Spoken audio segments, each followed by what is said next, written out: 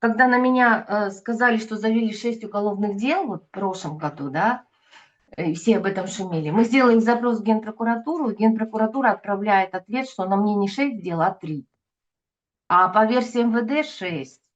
И мы смотрим, какие это дела, что там за эпизоды, но опять же, все старое. То, что уже, извините, со сроком давности уже, даже вот я сейчас покажу.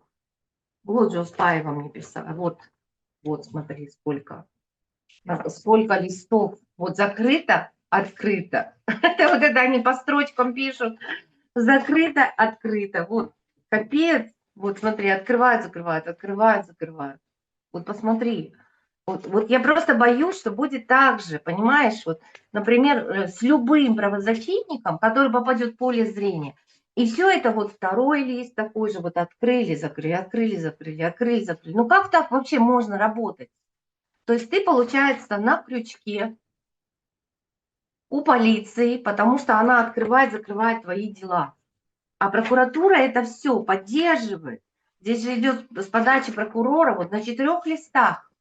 Я даже уже боюсь считать этот список. Ну ладно, потом посчитаю. Это, короче, вот так вот все время делается, понимаешь? И поэтому я считаю, что ну, вот сейчас это уже такая сложившаяся форма преследования. Сложившаяся форма преследования, потому что все это происходит в ходе мониторинга социальных сетей.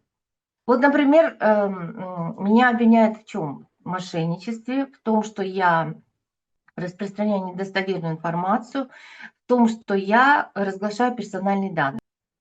Вот то есть вот так фабрикуют дела.